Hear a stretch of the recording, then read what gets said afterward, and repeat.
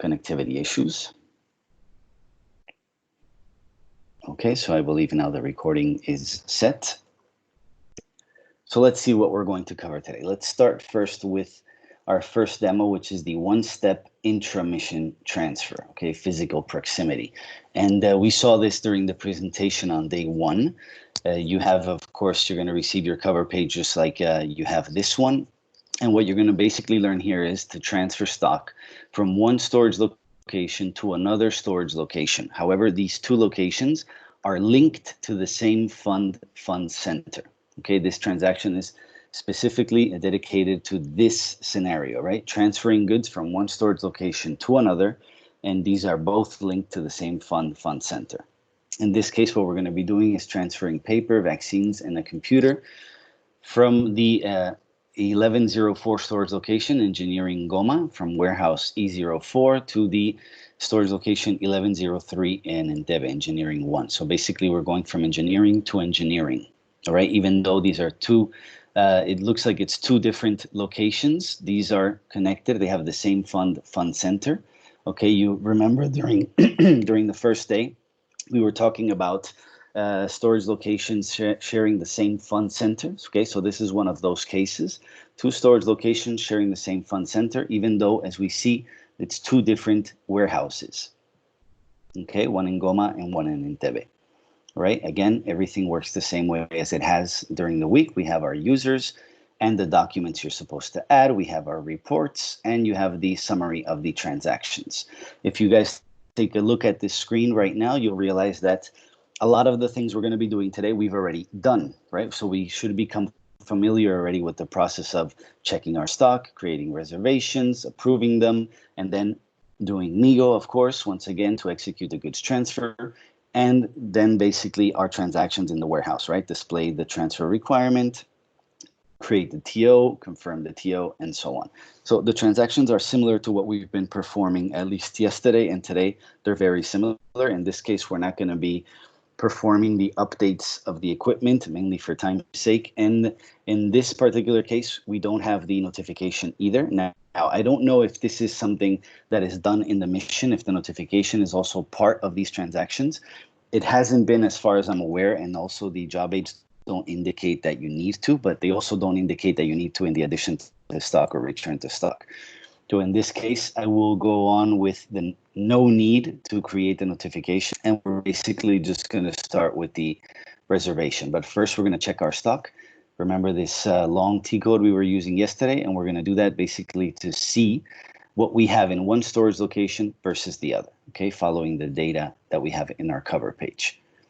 Also the body, just like we're used to seeing already for the one-step intra-mission, you'll have your job aids and user guides, and also some little bit of information on key movement types for transfer posting, same thing for goods issues, also some screenshots on the one-step transfer.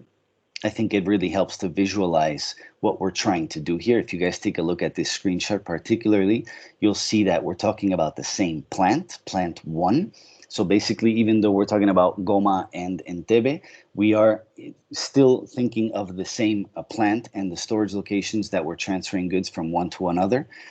We are making sure that these are still same fund and fund center. As you see in the screenshot, not only can you transfer the goods from an unrestricted stock status to an unrestricted stock status as well, but you can make this transfer and change the status of the goods from quality to unrestricted or quality to quality and so on, blocked to quality and blocked to blocked. Okay, so we'll, depending on what transaction we're performing, we'll use one movement type or another.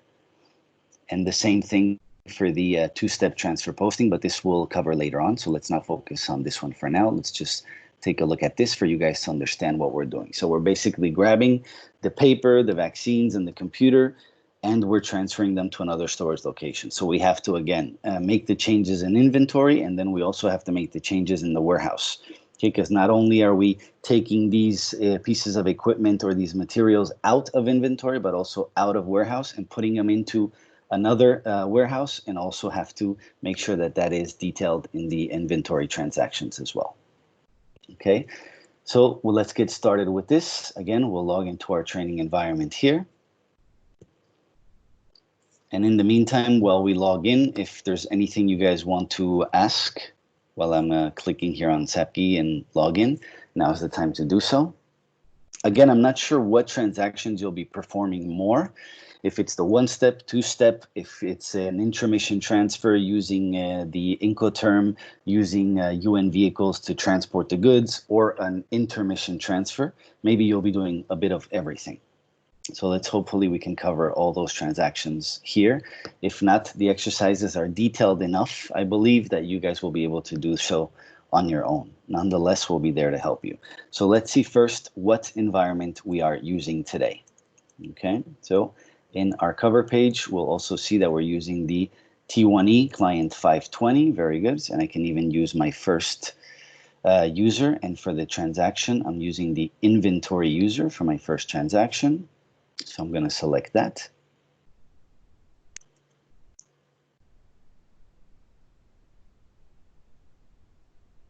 Okay, I'll make sure client is 520. We'll paste the user and log in. Okay, let's maximize that screen. Let's see. Okay, I have nothing here.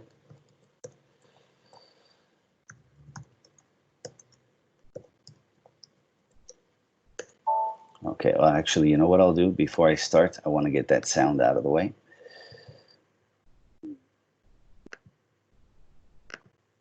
Okay, this is also very useful for you.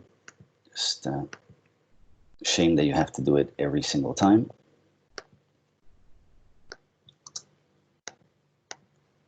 And here we go again. All right, very good. So again, let's see our first transaction here. Okay, let's just copy and paste this T code.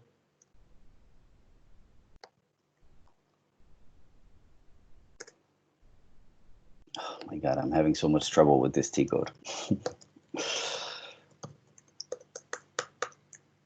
All right, here.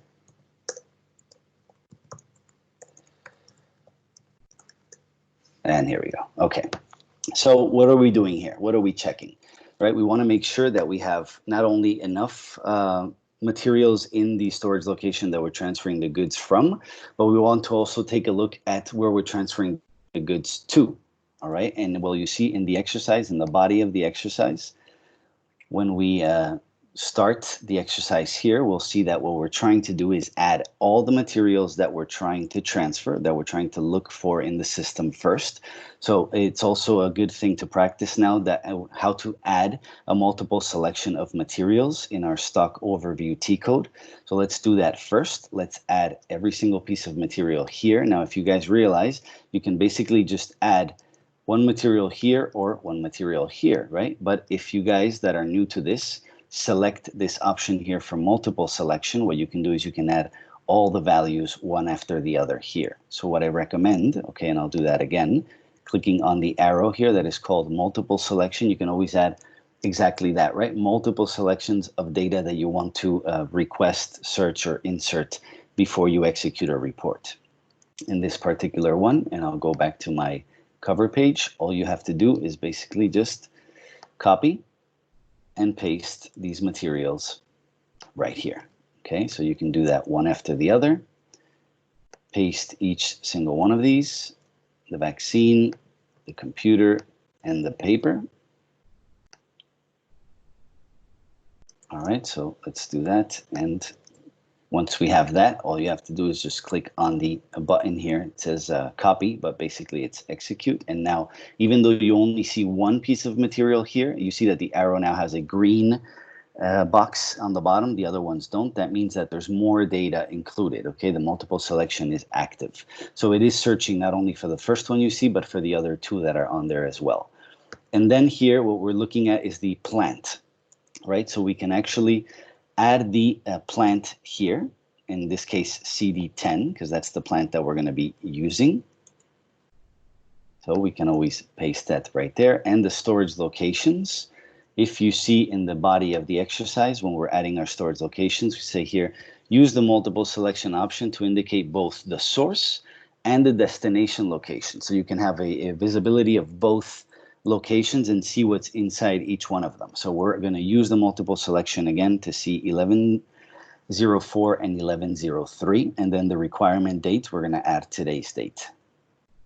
So we go back to here and we can add them directly here. 1104, and then we have here 1103. Okay, we click on execute, and the requirement date would be today, so we add today's date. Let's make sure that the data is exactly the one that we're adding. So 1104 to 1103, CD10, perfect, and today's date. So everything should be fine here, and when I click on the execution of the report, exactly what we're seeing. Okay, so the report is showing me that for the material computer in CD10 for storage location 1103 and 1104, we have this amount of materials on hand. So we have exactly 6,228 computers in one storage location, but only 8 in the other. All right, the same thing for the paper, works the same way. We have our storage locations here and the amount of materials we have in each. So we realize that we have a ton in one of them, but not that many in the other. And the same thing for the vaccines, right? We have only 35 in storage location 1103, but we have 4,000 in the other storage location. So this is showing us exactly that, right? What do we have right now on hand and actually unrestricted, also incoming, outgoing, and available to promise? So what we will soon have in the system, because it's incoming, in each storage location that we have added for the materials that we have selected. So that gives us an idea. Sorry, Yes? Brian, which is the physical quantity that you have in the warehouse? Because I'm confused between total on hand and available to promise. Okay, so the available to promise is not what you have on hand as of yet. Okay, it's going to be available to you according to the date that you've selected. So basically, these are not there yet, or you can't consider them to be available when you're looking at the available to promise, but eventually will be. What you do have on hand right now is what it shows here. Okay, so the total on hand, but you'll also have to take a look at your unrestricted use to understand exactly what you can move around freely, right? Because some of these may be blocked or in quality. The unrestricted use column will show you exactly what you have available and you can move around. In this particular case, everything that we have in unrestricted is actually what we have on hand. So except for here, you see, for example, under unrestricted use for the vaccines, we don't have the same amount that we have on hand. So that means that maybe for the rest of these that are not under unrestricted, we may have them in quality. Okay, so just because you see the 4,940, this means that the unrestricted, the one that you can play around with, move around freely, will be the 1,991. Okay, I think that was that Gianluca? Yeah, thanks. Yeah. All right, and then again, outgoing is exactly that, the items that are outgoing. And eventually the available to promise, which will eventually be available. But right now, what we're looking at and what we have are these two columns here, on hand and unrestricted. Okay, so now that I've checked this, I know that I can move these materials around because I have them available, and I have them available in the storage location that is the source, and the destination location. I don't have that many, but that doesn't matter because what I'm doing is I'm transferring from 1104 to 1103. And I'm doing that for each one of these materials. All right, that's exactly what the exercise tells us. So we go back to our cover page here. We see that we've performed our first step here. Okay, and if you want, at least this is a good way for me to know that I'm already done with one of the steps. What I usually do is just highlight one of the steps and know that I'm going to my next one. So what do we do now? Like we did yesterday, remember, for addition and return, we create a reservation. For the one-step transfer and the movement type that we're using, we have to create the reservation first. So again, we're still inventory user. Let's go to MB21 and let's create a reservation for these items. So remember, once items are in stock, they're in your inventory, to be able to issue them out, right? We have to also reserve them. So we have to, in a sense, what we're doing is we're blocking them. It's like when you go to a store and you like a jacket, but you don't have the money to pay for it right then, and you tell somebody, please put it on hold, right? So nobody takes it. You're putting that on hold, and then you'll eventually, once it's approved, you'll be able to move it around. So let's go back to MB21. Remember, /n and MB21 will allow me to leave this transaction and go to my next one, which is the creation of the reservation. We did this yesterday. We were using several different movement types. Remember, they're still here. So now what movement type are we going to use for this transfer? Because there's a specific one for that too. And we know that the plant is CD10, so we can add CD10 there. But let's see what the body of the exercise is telling us to do.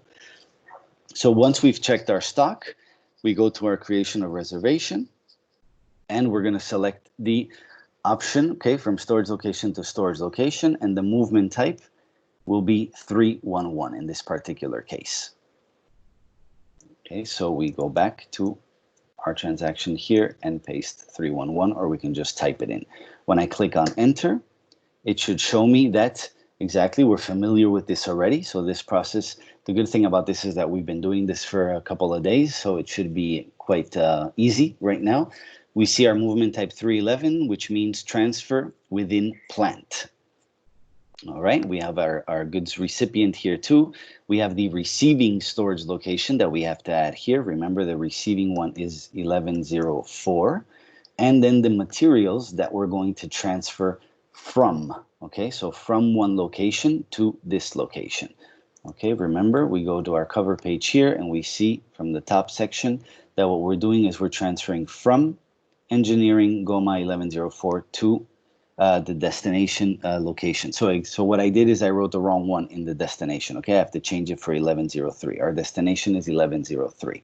So I'll go back to this and say, okay, receiving is not 04, but actually 03. The one that is 04 is this one. Okay, so these three items that I'm going to transfer are going to come out of this storage location. And what are the items? Again, remember from your cover page, you can simply just copy and paste these into the reservation. Okay, so first one for paper, we'll add it here. We'll add the second one for vaccines, and the last one, which is the computer. Okay, and we add our quantities just like we did yesterday. We can add just one for each, so we don't empty out the stock. And let's see, I can just click on enter and see what happens. Remember, clicking on enter will at least tell the system that you think you're done, and the system is telling you more or less what's the next step. Even though we saw yesterday that the system is not going to tell you everything you need to do or any steps that were supposed to be done prior. It's basically going to just make sure that the critical fields are populated. Sometimes it's just going to give you warning messages, like right now. I just clicked on enter and it's giving me a warning message for the evaluation type for one of the items. It's not blocking me. It's just telling me you need to add something there. Remember, like we said yesterday, at this point, it would be best to add all the information that we need to know right from the reservation instead of waiting for the transaction in Migo. So here's where we should add the evaluation type for this equipment, if it's old or if it's new supply or if it's old spares or new spares. Let's take a look and see what 5107 is. And in this case, the 5107 is the computer. So that's why it's asking me that I need to give this evaluation type. And then when we do the Migo transaction, it's probably going to also request the serialization, okay, like it did yesterday. So we go to our body and we can see what else we have to do here. So we haven't added the goods recipient. We can always add that now, I believe. We made sure that we added our receiving storage location. And now what we did is we added our materials, one item. We entered the issuing storage location, and here it's telling us to enter the following data, right? The batch for the vaccines and the evaluation for the computer. So in this case, we're going to add new supply instead of old. We go back, and that's what we're going to do here. We add new, and since it's there already, I can just simply select this one. I can also add the batch, and I can also add the engineering, I believe here. So 11, actually, I don't think I can add it at this point, but let's see if I can add the batch. All right, let me just click on enter and see what else it tells me. Okay, if you didn't enter it at that point, you see now, once I clicked on enter, the system is still giving me a chance to add it here. And it's even giving me a warning to say enter batch for the vaccines. So I didn't do it at the step before, but I'm going to do it now. So I can simply just copy and paste this batch, or I can search for it like we did yesterday. Okay, we can just copy and paste it here, or we can click on the matchbox, remember, and we look for all the way at the end. If we click on this, we're looking for batches for material. So if we do that, remember, what we can do is search for our material, which is the one that we're trying to add the batch for, and then make a selection of it. So you see we have a number of materials here, but the one we're looking for would be the one ending in 1901. So we can simply scroll down, search for it, see 1901, and make sure that we add the correct batch or one of them that are available here. You can always change the dates during the Amigo transaction if by any chance the system warns you that the dates are in the past. Okay, so we have now the batch added for this material. I'll click on enter and see what the system tells me. Okay, so let me add it here as well, just in case. And the goods recipient, now I can add the engineering Entebbe if it actually fits. Yes, okay, so I'll add that there. Because it's my recipient, remember, receiving storage location 1103, and the recipient is going to be 1103 engineering Entebbe. We add our batch, we add our supply. Yes, Just Daniel? Question. This goods recipient field, is it a free text? It is, yes. Okay, thanks. It is a free text, I think here. Yeah. If I see, in this case, we don't have a matchbox option, so it's a free text. So again, be careful what you're writing in there. I don't even think it's mandatory. We could leave it empty and see if by any chance it's going to request us to keep it populated, but I don't think so. But it's definitely a free text. So at this point, we have added the requirements. We've added the batch information. We've added the supply valuation type here for the computer, the quantities, the issuing storage location, receiving storage location. We have our movement type. Everything seems to be fine. We can always check with the body of the exercise if there's anything I'm missing. And basically, once we add all that information, we press enter and then save, and our reservation number is created. Okay, so I think that since we've done this yesterday, it should be already quite clear. So we have everything is done, no more warning messages. I'll click on save and let's see what the system tells me. All right, and it's already telling me that my reservation is 11855, okay? So that's our number for our reservation. And what is our next step? Now the reservation has been made. So let's say the items are put on hold or requested to be put on hold. And now the inventory senior user has to, again, like we did yesterday, check, review the reservation and approve it or reject it. Remember yesterday we did that for 3 materials and we were discussing about the fixed asset. And we said that the inventory senior user at this point should realize, oh, there's a fixed asset here, there's an item here that maybe we need to review. So we're not talking about just approving like nothing, but also reviewing the contents. Okay, so we can log out of this and log in now as the inventory senior user, because that should be our next step. So we see that MB21 here is done. We can highlight that one, and we can either review the reservations with MB25 or log in directly as the inventory senior user and approve. Daniel? Mm-hmm. Yes. Just Josefa is asking in the chat, what would happen if we would have to create a reservation with 100 of items to transfer? I was wondering whether there is a way to massively create a reservation. Probably the question is going through there. Okay, so let's say if, for example, we are creating here MB21, right? If we did the same transaction again, correct? And that we were now adding the materials. So if basically our quantity here, you mean? Exactly. She's meaning whether instead of, for example, 3 materials, Josefa is asking whether instead of 3, we would have to transfer, I don't know, 150 different PIDs with different quantity in each of them.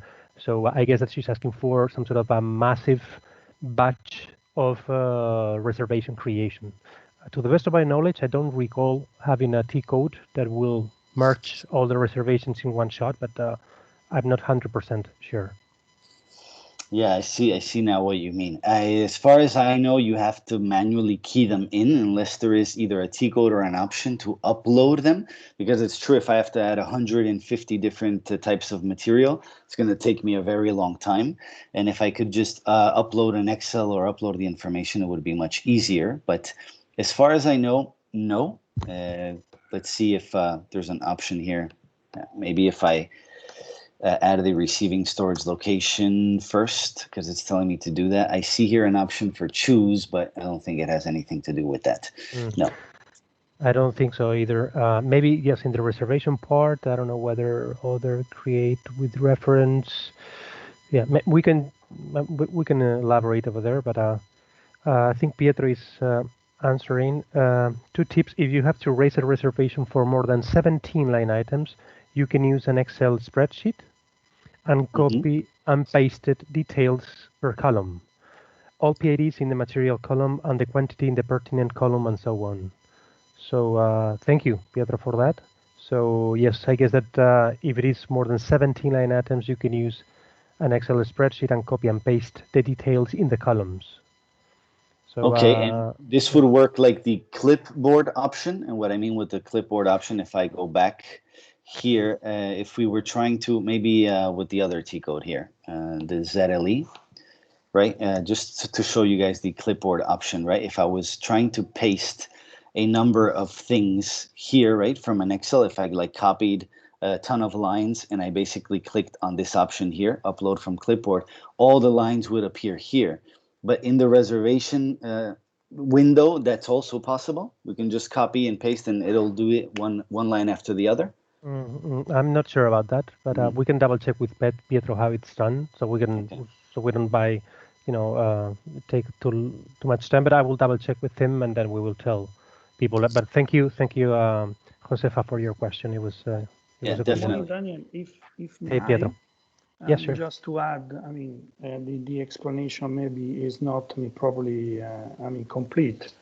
In this case, you are going to transfer items from one mission to, in between the same mission, but you can run a report and then, export it in as a spreadsheet, Excel spreadsheet, and then you can copy and paste the column in a proper, let's say, field.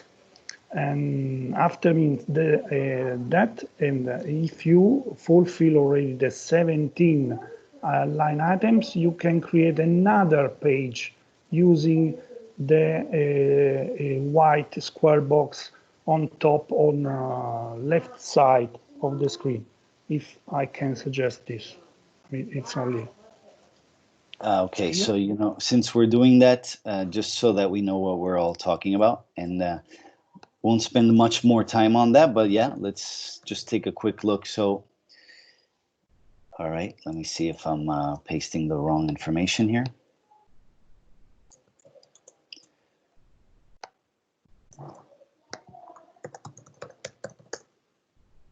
Okay, so we're talking about if I returned to my MB21, right, and I added my plant and so on. The one you're talking about is this here, new items? Yes, correct. Okay. Correct. Okay, so first we would have to extract the Excel from the report, paste them, and then add this new option, and then add the other ones. Yeah, if you already, completed these 17 line items. For example, you have to ship, to transfer. I'm just wondering, 30 line items, you don't have enough space here, so you have to create another, let's say, blank page. Okay. But we remain under the same reservation once you, save. So in any case, Pietro, we would have to key in 17 lines before moving on to the Excel part. Okay. Yeah. Thanks. You're welcome. All right, perfect.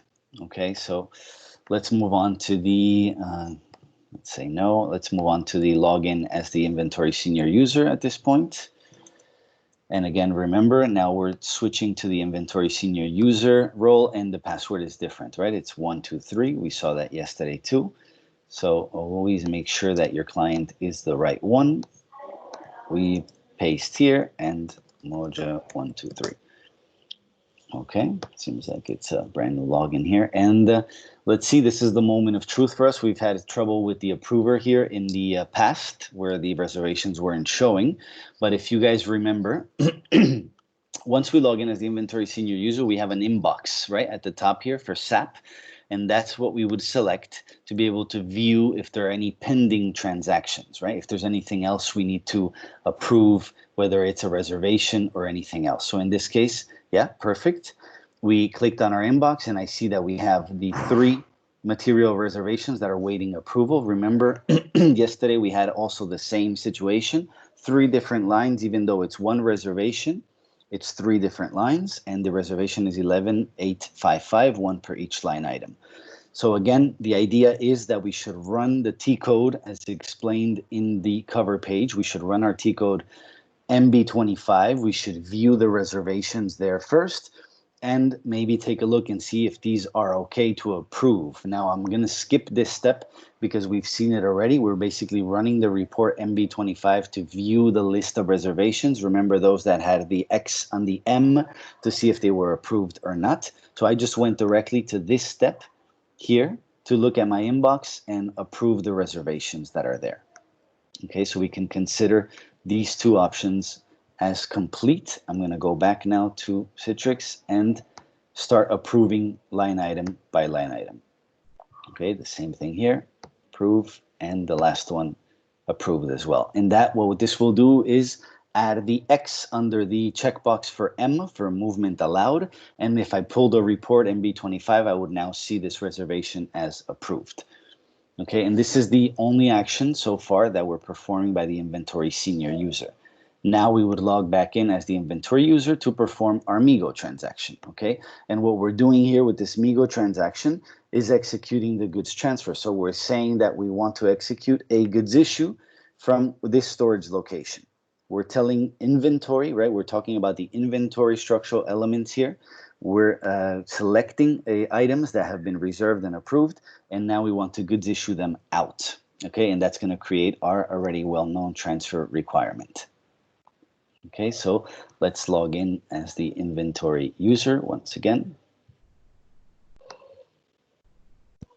Go back to Citrix here and make sure we log out.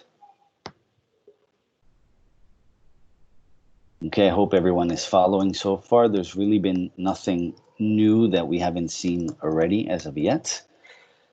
Now we're logged in and we would go to our Migo transaction here. And what are we doing in this case? Okay, we have a set of options. We are familiar with the goods receipt. We've done that already. We're familiar with the display, but now we have other options that maybe we haven't used yet, right? Transfer posting, goods issue, and so on.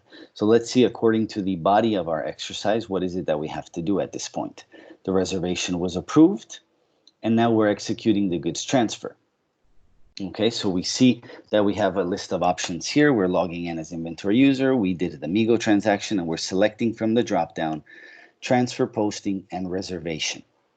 Okay, we're going to add our reservation number and click on the execute button. So in this case, we're using the option transfer posting. We go back to Citrix and from the dropdown, we select our transfer posting option. And then here, instead of other, we should have an option for reservation, and we do, because we've performed the reservation. You'll see why we have other options. It's because for the 2-step transaction that we're going to do right after this one, we don't have a reservation option before that. But since we do have it here, we'll add reservation and we'll add our number 855 and we'll run the report here. And here you go. Now we should have our documents and our materials, and everything should be according to what we've added in the reservation. We see that we have the material, paper, and it's going from the storage location Engineering Goma 1104 to Engineering Entebbe 1103. Okay, still the same plant, CD10, CD10, and it's the same material that we're transferring. If we scroll down, we'll see at the bottom that we have the 3 materials that we're transferring. Okay, so it works a bit different from the Migo transactions that we do when we're doing goods receipt, but still it's pretty much the same type of, let's say, details that we have to add to this transaction too. You see we have the material, We have the quantity, but instead of being at the bottom as we're used to it, we have it here at the top. We have where it's going, the reservation information number, if there's any batch information, account assignment, serial numbers. So in this case, item is not relevant because it's the paper, and the warehouse management also. So once we perform and we post this MIGO transaction, remember the warehouse management tab is the one that's going to display what a warehouse it's going to, and also our TR number. Okay, so we have our paper, that's fine. Let's check our vaccines, okay, to change the line here. If I go back to our transfer posting, to change what I'm viewing at the top, just select the line items here at the bottom. So if I move to computers, see now it's the computer. If I move to vaccines, that's what we're seeing here, vaccines. So we go through the list, we check that everything is fine here as well, and we check that the batching is probably added or not. We see that we added it in the reservation, but for some reason it's not showing here, batch for transfer posting. Let's see when we check the type of errors we're going to get before we move on. And nothing else in terms of serial numbers. And let's go with our computer desktop here and do the same thing. You see we're looking at the computer. We go through the tabs and maybe check the serial numbers here. And you see here we have an option to add the serial number, but not the option or the checkbox that says indicate the serialization number automatically. Okay, let's go back to our body and see what we're supposed to be doing at each stage. Okay, we see that it shows us that most of the information is automatically copied from the reservation. And I see here that it says click on the item OK, okay, for each of the items. All right, then select the line item for vaccines and indicate the batch at destination. All right, so the first thing we're going to do, maybe we can select the items OK. I would leave that step maybe for last and perform these transactions first. So what it tells me is select the line item for vaccines and indicate the batch at destination. Okay, so remember we have a batch at source, but we don't have a batch set at destination. So we have to indicate that one as well. And the same thing for the computer. We have to not only indicate the source valuation type, but the destination valuation type as well. And then you see the serial numbers here.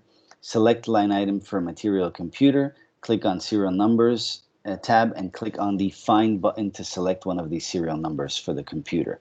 So we're going to find or look for serial numbers for the computer. Okay, it's one of the first times we're going to be doing this, but it's quite simple. So let's go back to our transaction. Let's select our vaccines and see in our transfer posting, you see here, this is the field where we have to add basically the batch for the destination location. So we can add this one here and click on enter and make sure that this one is set. And for the computer, we can do the same for the valuation type and type here new supply, okay, to make sure that the valuation type is the same in both storage locations. The vaccine, the batch is the same in both. What is the other step? It tells us that in the computer, the serialization numbers or the serial numbers, we have to search for them because we don't have the option to add them automatically. And basically we wouldn't be doing that because these items are already serialized in our source storage location. So what we can do is search for serial numbers for this specific material. If we click, and let me go back there, if we click on the goggles here to find. So like it says in the exercise, the material already shows here. We can go back to the body and see exactly what it's telling us to do. So it tells us to click on the goggles, and then this screen will pop up. It tells us click on execute button and select the one of the serial numbers that is displayed and click on OK, and then we can check. So let's go back here. Let's execute this and let's see what serial numbers we have available for this material in this storage location.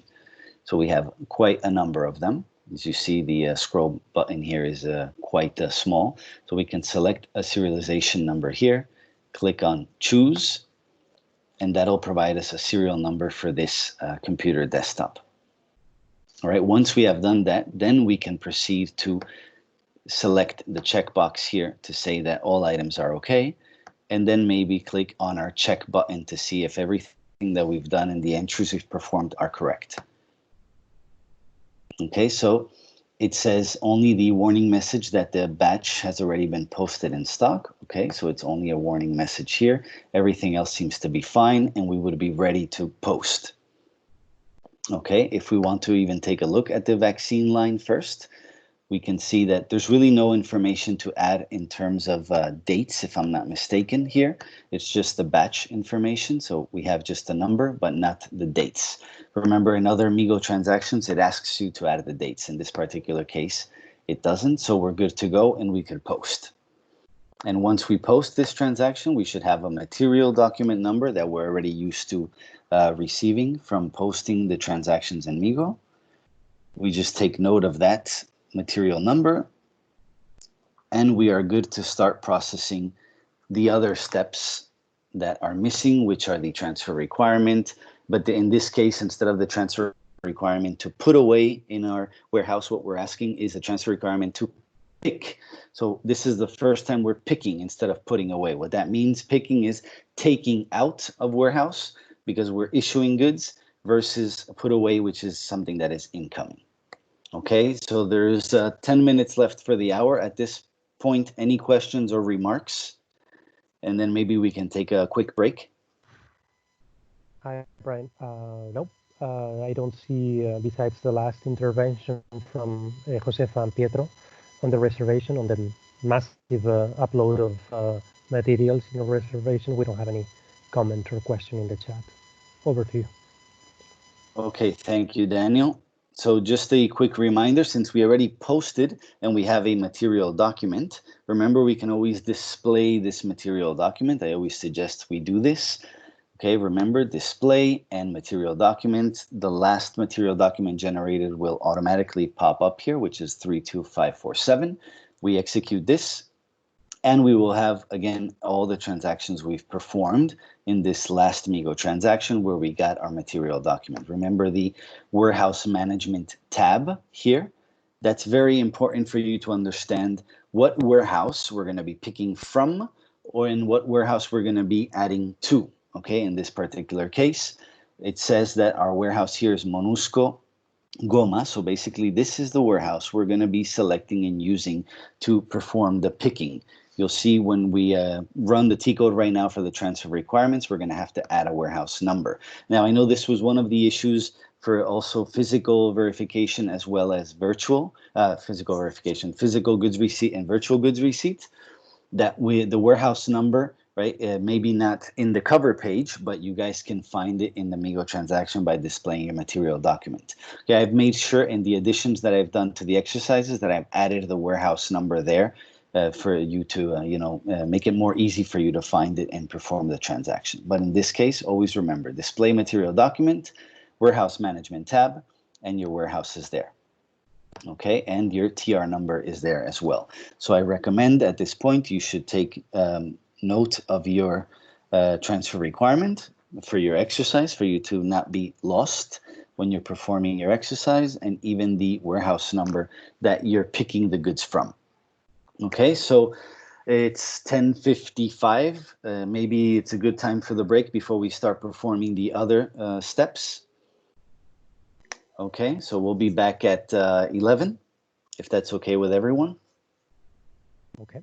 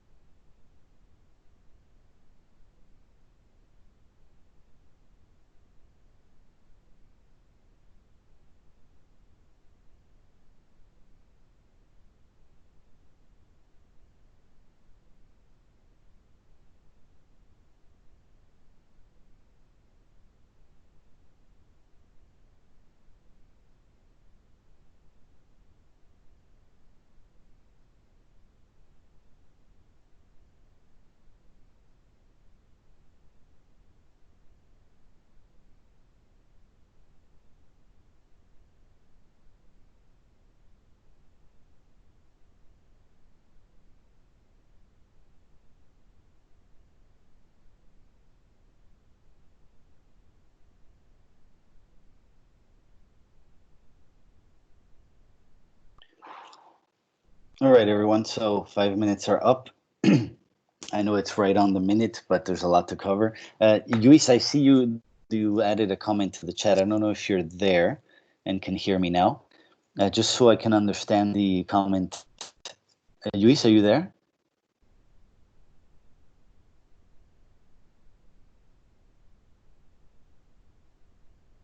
Okay, maybe not.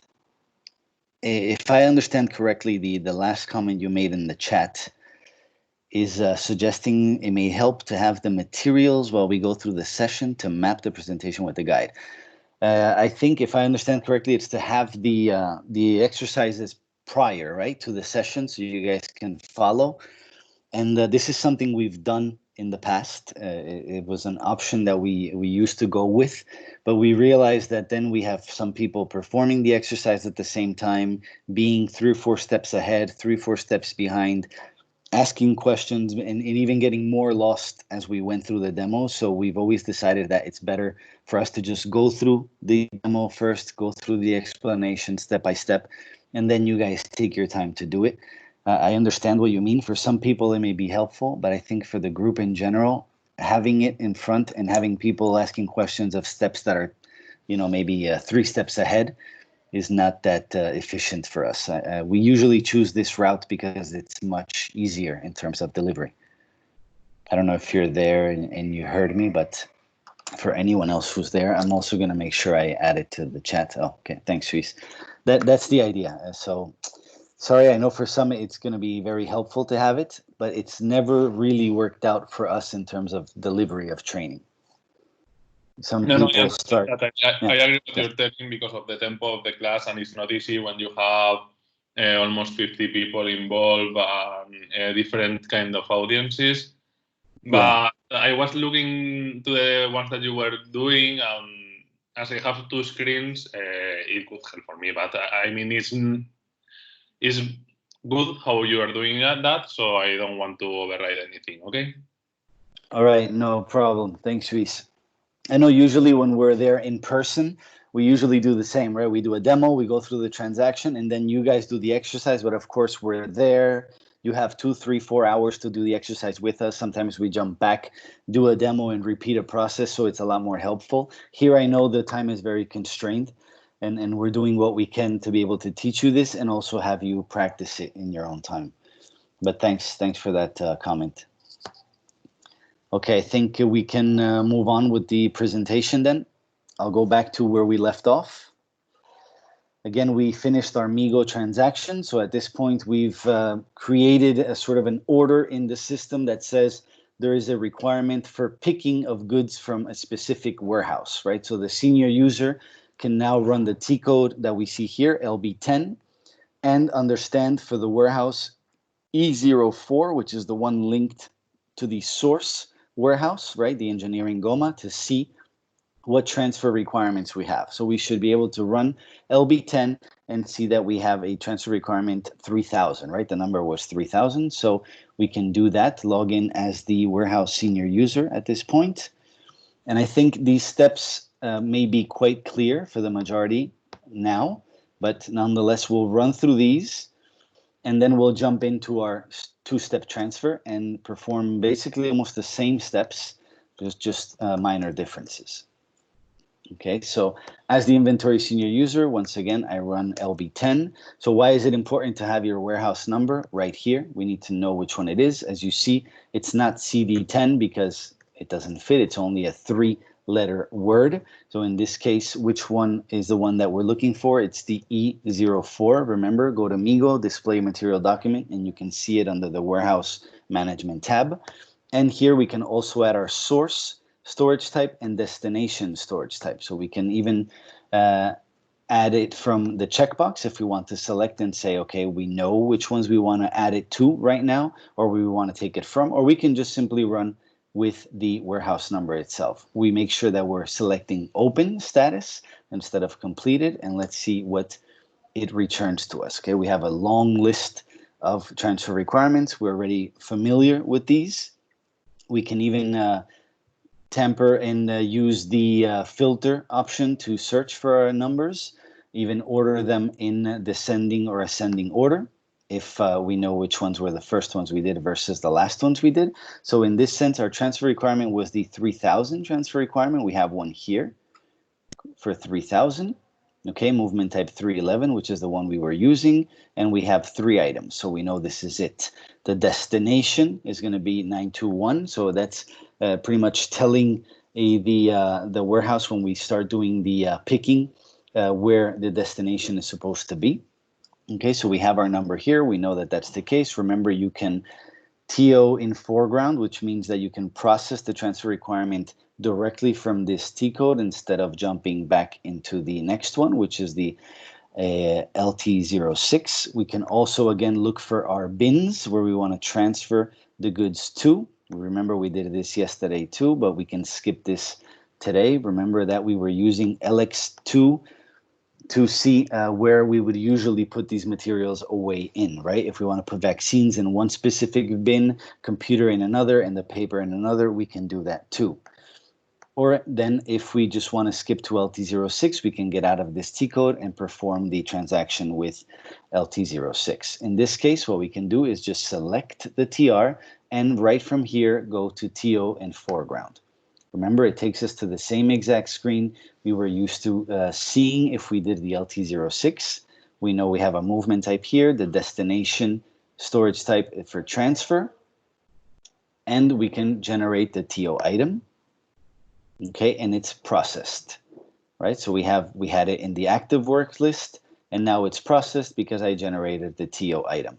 Okay, so now we should have a transfer order that was generated for this. Okay, the only thing is when you do it like this, right? The system doesn't tell you at the bottom, oh, this is your transfer order number, right? If we do the LT06. So in this particular case, if you were trying to write down your TO number, in this case, you wouldn't be able to see it right from the get-go. If now, for example, you wanted to use LT06 to perform this transaction by adding the material document number, 123325547, and the material doc here, 920, and even the warehouse, which is E04.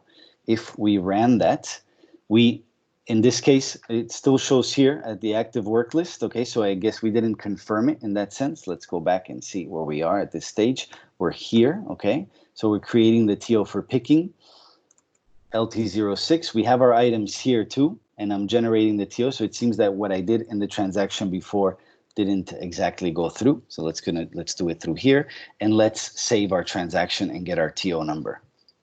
Okay, and why didn't it go through before? Because we didn't eventually save the transaction, right? We just clicked on enter, the items went through and said that the work list was not active anymore, they were processed, but since we never saved from our previous transaction, the TO was never generated. So you see how important it is to do all the steps. You click on enter or you click on generate the TO, the items go and say that the work list is not active anymore, but if you don't save, you didn't do anything. You never generated your TO. All right, so here it is at the bottom, 3416. Now you know what your TO number is. So always be very careful and follow all the steps. Again, these are all detailed in your transactions here. There's less details in these exercises because you've performed them so many times before in physical goods receipt, in the addition to stock, return to stock, that by this point, we believe that with this basic information, the warehouse, the T code, and the user to use, you should be more than able to perform the transaction. Okay, we do the same thing with the creating the transfer order, LT06, which is what we just did now. And then our last steps in the process, again, now as the warehouse user, are to confirm the transfer orders. Okay, so let's see. So far, what have we done? We have our transfer order created. Let's go back to our cover page here. Remember, at this point, we are only picking the goods from the inventory. And now we've created the TO for picking. Okay, we've done this one as well, so I can highlight this one. And what we're missing here is the transfer, right? The confirmation of this TO that we have. So we can go back and log in as the warehouse user at this point. Go back to our Citrix here and log out completely and perform this user login again.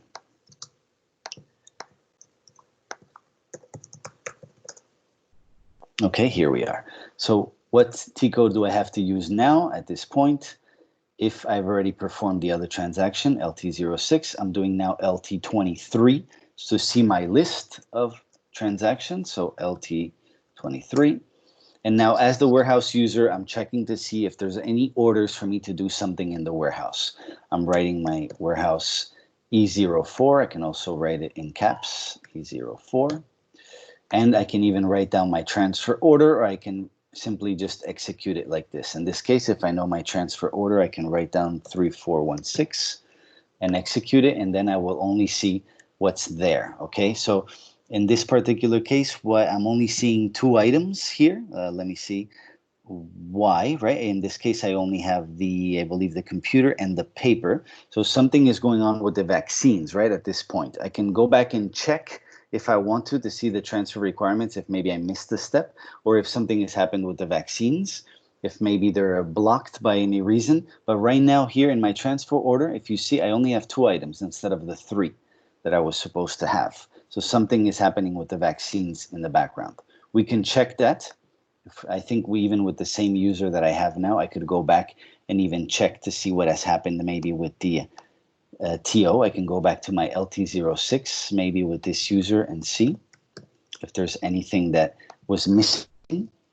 I can go back and do 1, 2, 3, 3, 2, 5, 4, 7, and add the date once again, E04, and see maybe if there's anything pending there. You see, it tells me that it's fully supplied. So let's see, I can go back here and maybe check if I can display the transfer requirements this time around, LB10, and see if there's anything missing there.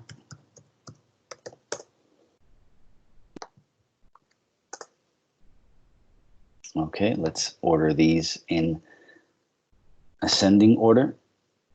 In descending order instead. Okay, so my transfer requirement is completely gone here. I don't see the 3,000, but it says it's completely processed.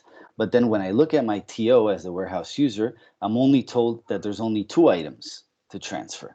So what is really happening here with my vaccines at this point? Why aren't the vaccines in this list?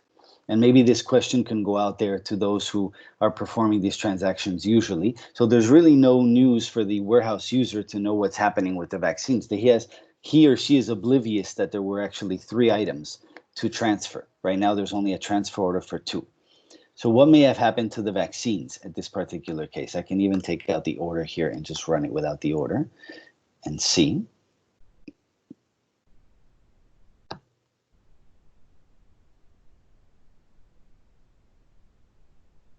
Okay, even when I run it like this, I see that I have 3416, which is my transfer order, but I only have the 2 items without the vaccines at this particular point. Okay, and these 2 are still red and still to be performed. All right, so let's go with the 2 that we have. Basically, at this point, we're just performing the actions that we're told to do. So we would basically just have to confirm that TO. We've already checked our list. We've realized that there's only 2 items. So the vaccines in the case are either blocked or there's something going on with the vaccines that the system is really not informing us about. Okay, let's check and see with LT12 exactly what we have to do with our order, 3416. Our warehouse is still E04, and let's run this. Okay, again, we still have only our 2 items here, but we don't have our 3rd item for the transfer order. Okay, so it's still, the question is out there. If you guys want to jump in and say, what could have happened with the vaccines? They were in the reservation was approved, they were part of the list, and suddenly from the transfer requirement on, now there's only 2. Okay, we can even open in the meantime while I leave this there. I can go back to my transaction to display, but this time I'm going to display the transfer orders that are maybe the TO that were completely processed. Okay, so I'm going to see if I can go here with LT06. Okay, I can't do it with LT06. Let me go with, yes, Danny? Yeah, and only to double check that there are no comments in the chat, but it's always, it happens a lot with, especially with items that have to be quality managed. So due to the expiration date and all that, so probably as it's a 16 series of PID, which is a vaccine, quality managed. So basically, if I would have to put money on a bet, it will be related to that. So we'll have to check whether it's in blocked due to some quality inspections before to be transferred. So yeah. Exactly, right. Roland saying that maybe we haven't marked the vaccine in MIGO. Well, actually, I ran the T code here just to make sure, right? I was running T code LB10, which is the one that shows us the transfer requirements. But this time what I did is I selected the ones that were completed instead of open, because I want to still see what has been done for E04. And I'm running this. Again, I'm looking for my TR number here, and I see 3000, just to make sure if the items were actually there. And when I double click on it, I do see the vaccines. So the vaccines are there as part of the transfer requirement. Okay, they show there, so that means that during the MIGO transaction, they were selected, they were processed, and they're there. But somewhere at a point between the transfer requirement and the generation of the transfer order, the vaccines have disappeared. Yeah, even with the batch number, no? 1376. Yeah. So it's even identified. Okay. So at this point, it's interesting to know that the system hasn't really told me anything. If I'm just a warehouse user and I'm just doing what I'm told, at this point, I'm only going to run 2 of the items. I don't even know there's a vaccine there. The warehouse senior user is the one that could be aware that, there's something missing in this particular case, that the vaccines have not gone through. The system is not telling me at any point, hey, there's also vaccines, but they're blocked, or they have to go through quality, or something is going on with these vaccines that is not allowing me to pick them, right, directly. Okay, so basically, I just wanted to make sure that these were still the 3 items in my transfer requirement, but I'm still processing my transfer order regardless for only the 2 items that I do have, right, the paper and the computer. All right, so as a reminder here, we have the cover page. Brian, it's Joe here. Is it anything to do with the batch? It could be. I mean, the batch seemed to be fine. It said it was already posted. There was a warning message in MIGO that said something about the batch being posted into stock already, but it was only a warning message. I don't know if it's the case that even when we do one-step transfers and we're transferring vaccines, the system blocks those vaccines for being transferred. That's something I'm unaware of. I don't know in this particular case why it would block it if these were supposedly unrestricted, or I could basically use them and transfer them. It's just on the last screenshot in the batch column, it was empty. It just, I don't know. In the last screenshot, okay, let's see. And this is for the when I was doing LB10. Let's see. Let me run that again.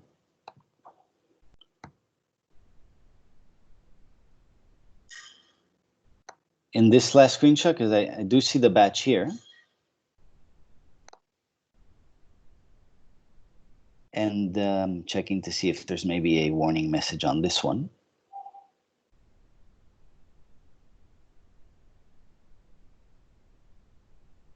But no, let's see here. Okay, processed. So there's nothing that the system is telling me that's going on with the vaccines. That's just the only issue I'm having with understanding why it just suddenly takes it away from my requirement, and in the transfer order, it just adds the 2 other types. Because I checked the storage locations at the beginning, and we did have enough vaccines to transfer. Also, what I could have looked at is maybe the batch number selected. If I'm remembering well, I did not see this number, 1376, as a batch that was selectable when I was using the goggles and searching for the materials. There was a different batch set of numbers, and that could be it. If the batch added to those vaccines is not the correct one, then maybe that's why you can't, it doesn't show up in my transfer order, because the system is trying to look for those vaccines with that particular batch and doesn't find them. That could be maybe part of the issue at this point. If I selected the wrong batch and that's not one that's listed, it it's probably telling me it's not there, I can't find it, so you can't do the transfer order for that.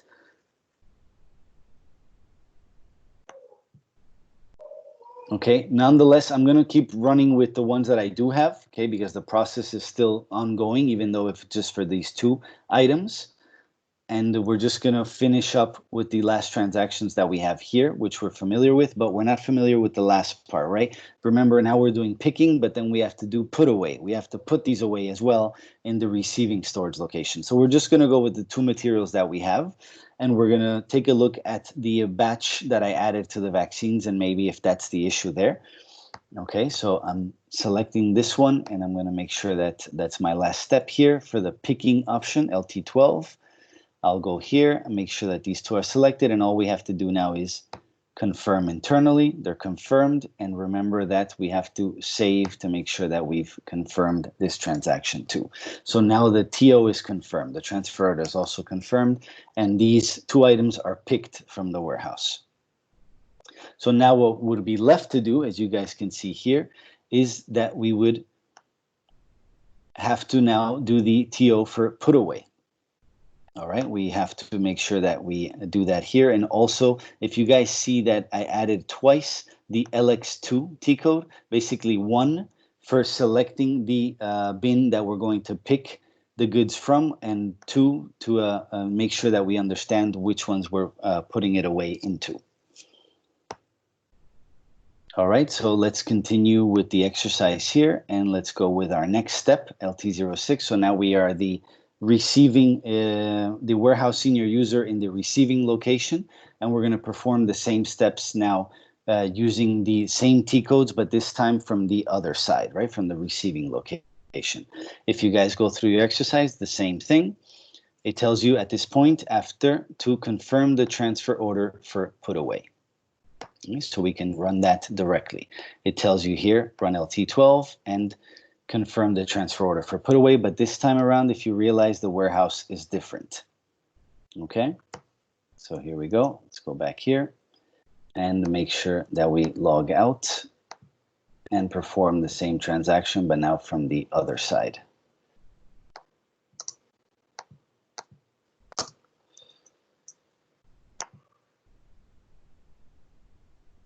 Just going to log in as the warehouse senior user.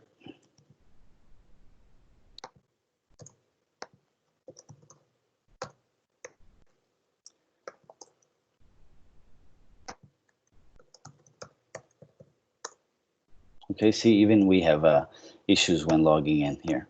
Well, let me just make sure I'm copying it correctly.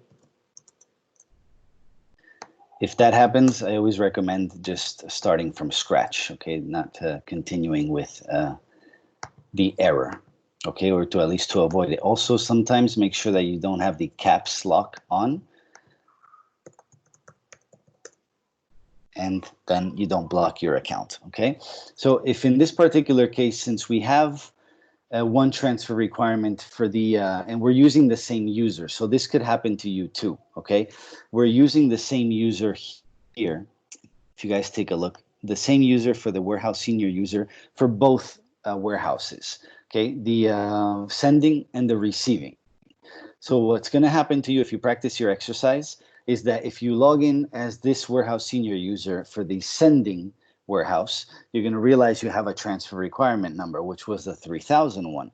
But if you log in again now as the warehouse senior user in the receiving location, you may run it and it'll say, hey, there's nothing left for you to do because you're using the same user. So we should have yet another user for the receiving location, but we don't have it. We just have the one. So what you can do completely is skip these steps for the transfer requirements, okay? We're not displaying the transfer requirements LB10, if you guys see here. We're going directly with the transfer orders, okay? We're skipping that completely. We're going directly to LT6 to create the TO for put away, and then maybe the LT23 to process them.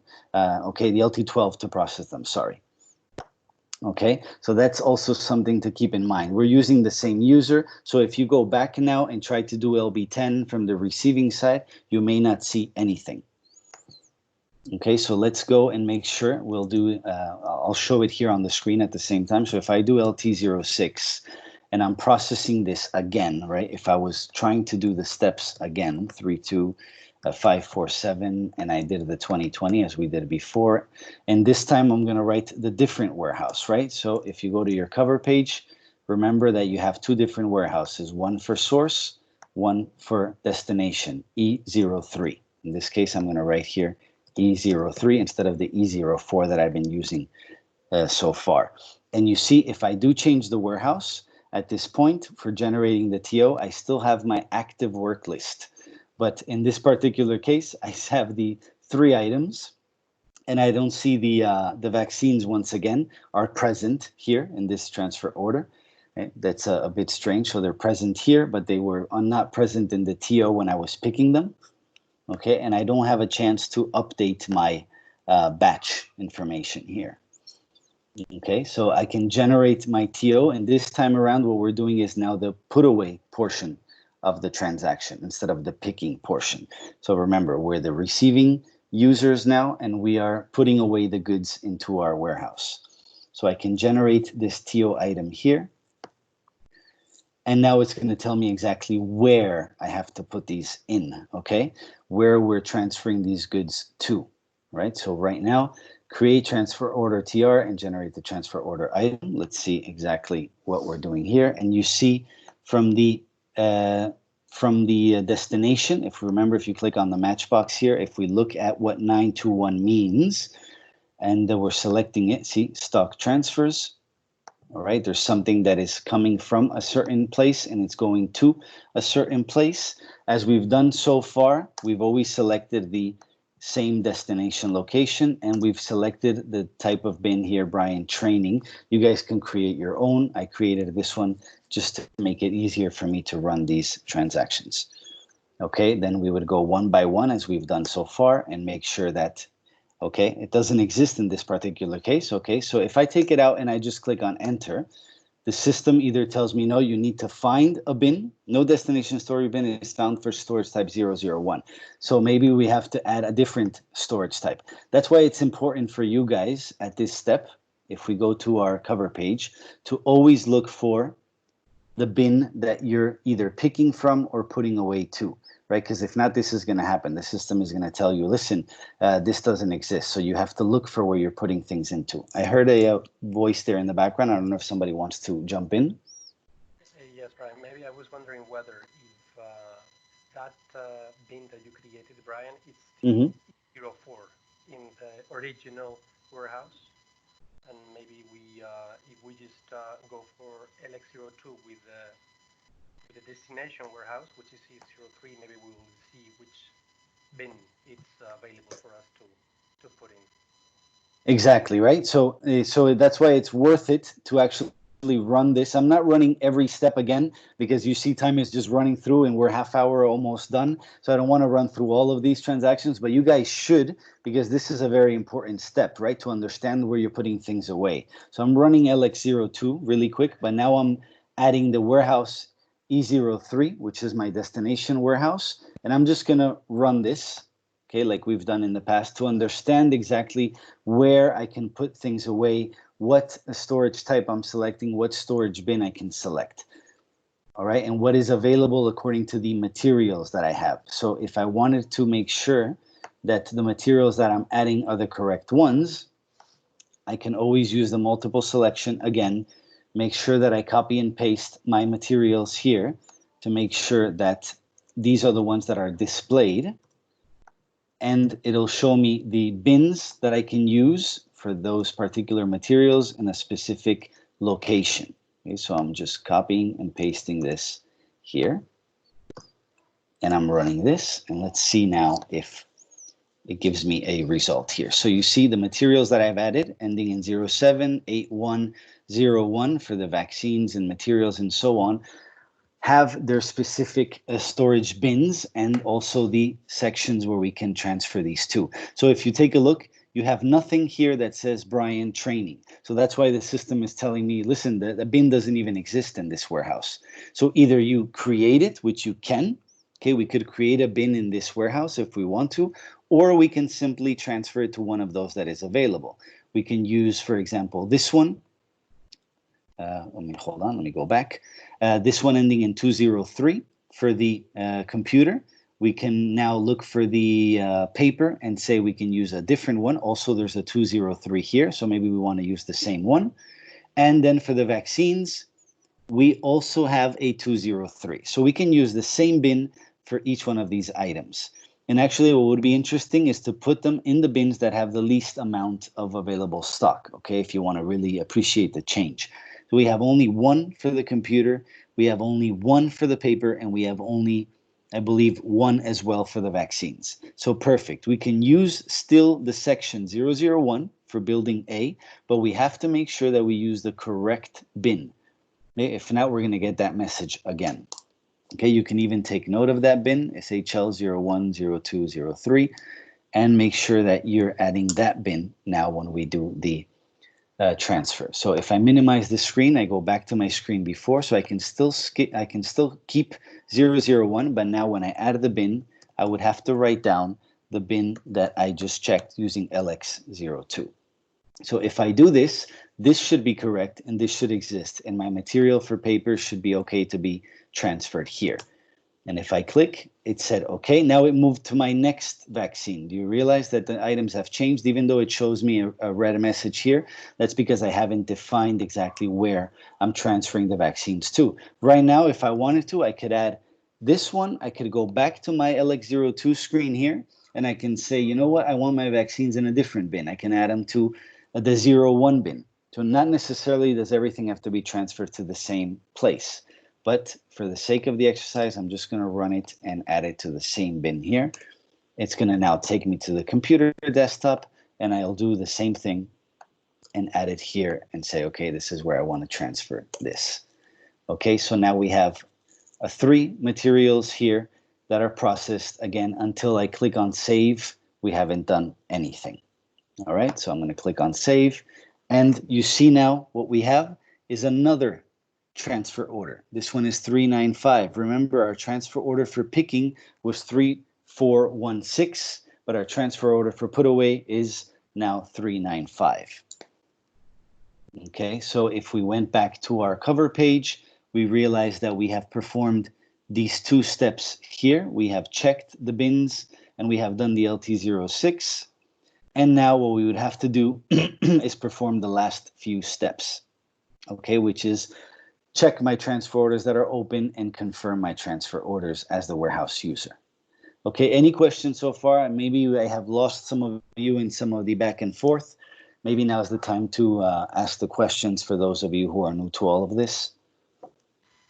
Brian, just to remind to the users that if you are mapped with both roles, you can confirm the TO straight away during the creation. There is a tick. I always forgot to show you when you are creating to show the box to tickle, but is it possible to don't go through LT12 again once it's created?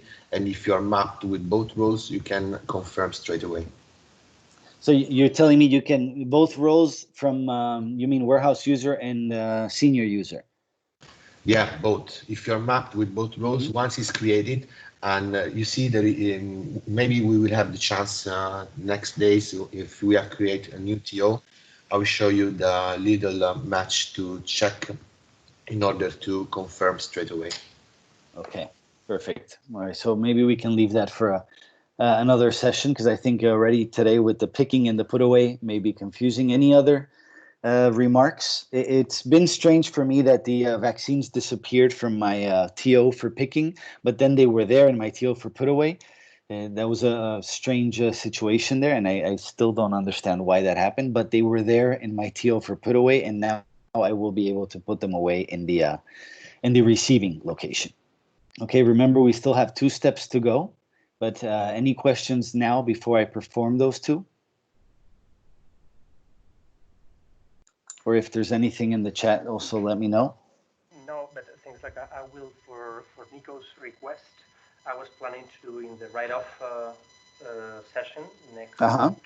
I was about to, I was planning to confirm right away by going to the navigational menu going to TO confirm automatically without going to the T code. So we will touch base that part next week. So don't worry. All right, perfect, Daniel. Thank you. So if there's nothing else, I'm just going to finalize the steps of finally receiving the goods in the receiving location. So right now I'm working on this section here, right? Everything that has to do with destination. That's why I'm using warehouse E03 for Entebbe.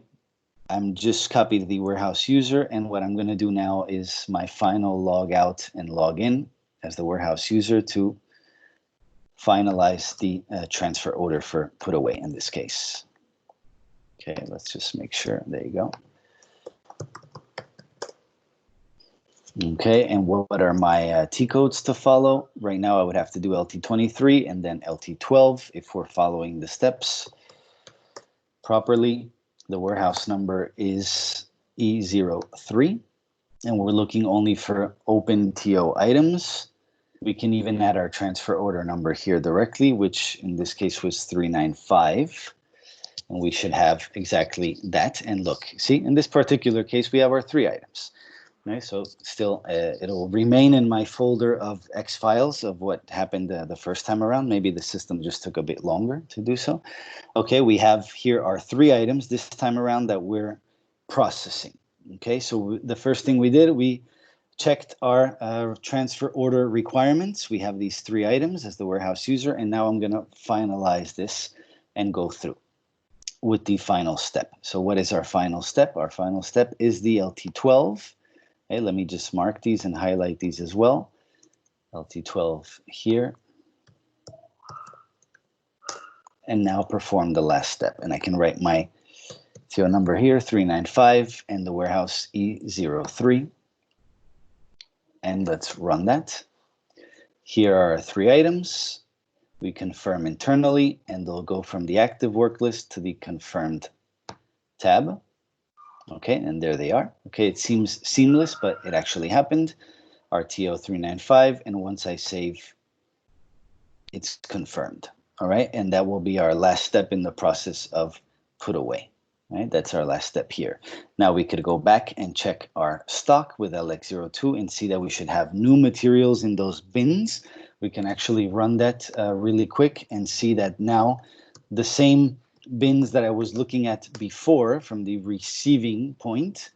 Maybe I just want to show storage type 001 this time around, and I can even add the SHL 01, 02, 03. I just want to look at those, so it makes it life easier. And you see, remember before there was only 1 per each, now there's 2 in each, right? For computer, paper, and vaccines. Okay, I hope that was clear for everyone. Again, I know it's a lot. So we've basically performed the same transactions we performed on day 2, the same transactions we performed yesterday, but now we added these transactions from not only the sending location, but the receiving location. We picked the goods from the sending location in inventory in the warehouse, and then we put away the goods in the receiving location. So we had to do it twice. Very long transaction. I'm unaware if you guys are going to have to do both these transactions from sending and receiving. How many of these transactions you'll actually be able to perform, how many roles you'll have when you're there. I think you'll only do half maybe of this transaction. Nonetheless, we wanted to show you the whole process. Okay, that's the end of this exercise for the 1-step intramission transfer. Okay, imagine we've only done 1 of the exercises of the 4 we have planned today. All right, and that's all the steps to do 1 of the exercises, and these are the ones I consider the simpler versions of the exercise of transferring. When we talk about intra and intermission transfers, there's a lot more steps to keep in mind. Okay, but I'll also throw a question out there. Maybe we can look at those in the afternoon and see how much of those transactions you guys have to perform too. So if you guys still have the willingness and your brain is not fried so far, let's jump into the 2-step intramission transfer. Maybe some minutes for questions and concerns you may have. Yes, just a comment, Brian. Thank you. There is and post from Joe, which actually he copied and pasted one message that Kirill sent to him, and it's related to the segregation of duties in small offices. So there are some exceptions to be considered, but should be overseen in a case-by-case basis, in the sense that people may have the SD01 and SD02, which initially you're not entitled, because those are segregated, but depending on the situation and on a case-by-case basis, they do bypass the general rule and give two roles to the same person, right? But he posted a message there in the chat for everyone to take a look and see what's the information. I don't know about UNAMID and some other large missions, but definitely in small missions, you do have to have several rules in order to perform all transactions. Besides that, I leave the floor to the students or to you, in case that you guys have any question. Thank you. Okay, thanks, Daniel. Thanks, Joseph. I'll leave just a quick minute if anybody else wants to jump in.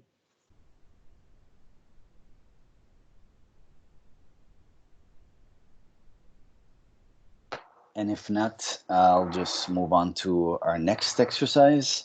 So I'll close the one-step transfer here and jump into my next one. I think, Brian, that the good thing about, I know that some of these exercises are a bit long, and we are talking about inventory and warehouse, and we keep going through the same, let's say, T codes, depending on the business process. But I think it's quite useful, especially, I think, I'm trying to empathize here a little bit with the newcomers, because as we are going through the inventory and the warehouse back and forward, depending on the business process, I think that at least 5 days or 4 days of training now with all these T codes, at least they are more or less a bit of accustomed to the dynamics in the system, and related to how to get a reservation, how to approve a reservation, how you can retrieve a reservation using Migo, how those transfer of postings are done, and the movement types that are applicable depending on the business process that we're going through, and eventually all the movements that the transfer orders for warehouse that I posted in the chat before, that were regardless whether this TO is for put away or for picking, the steps and the transaction is the same. We're using the same T code, and the steps are pretty much the same. So at least 4 days of bombarding with the same, let's say, type of T codes and the business process, at least for next week, related to some other business processes and like physical verification or write-off.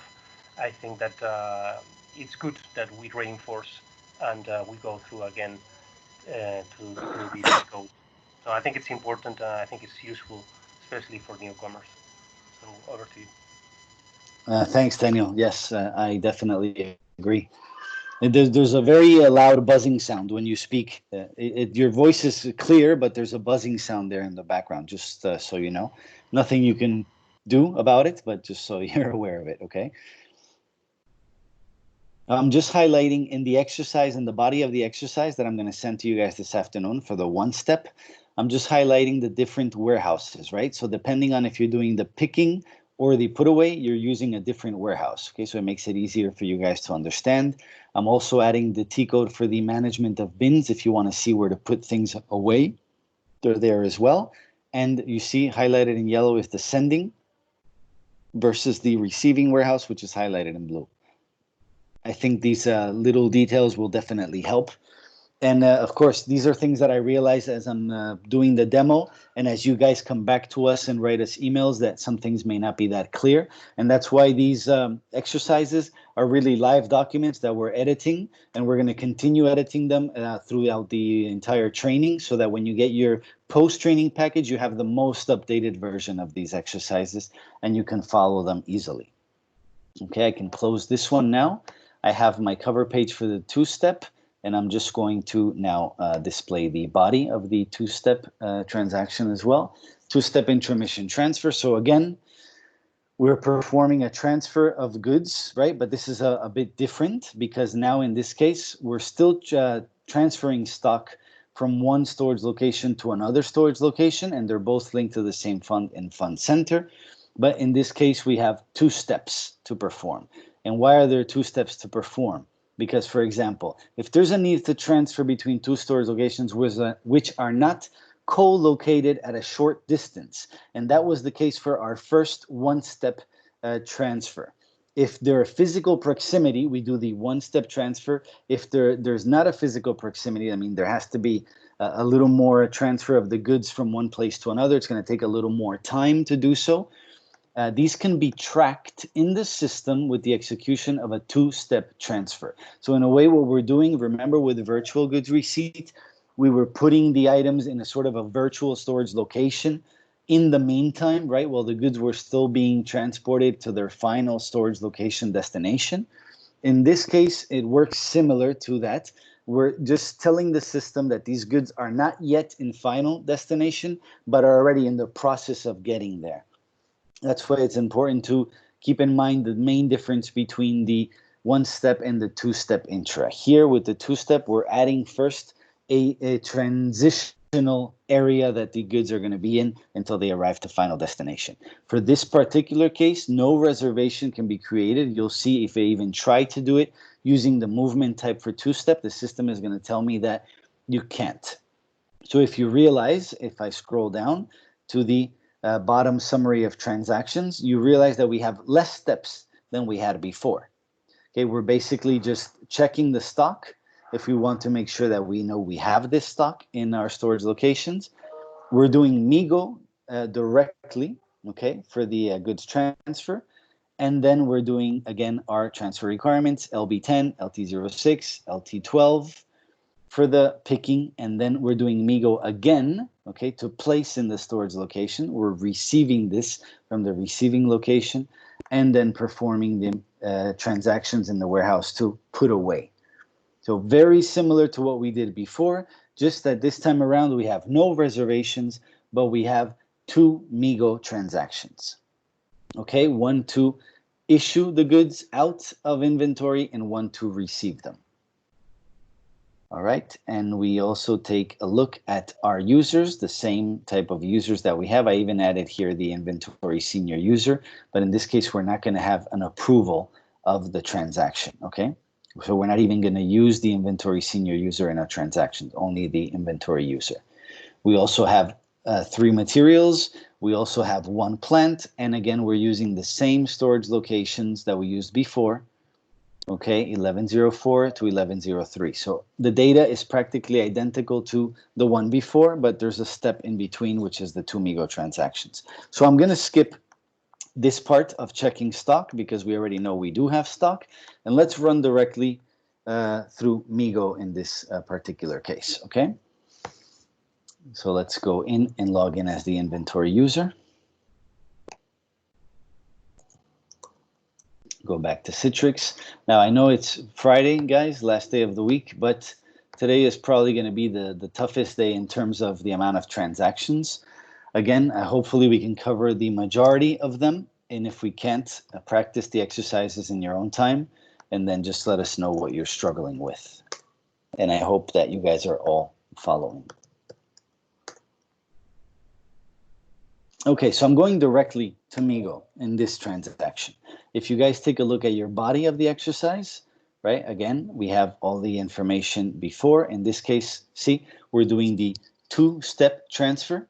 And here you can see some information on the T codes that we're going to be using. In this case, 313 for a MIGO transaction transfer posting, okay, transfer from storage location, and then the reversal step. And then you have also another 315 transfer from storage location 2-step, also depending on what we're doing exactly, right, at what step we are in. So take a look at the image below.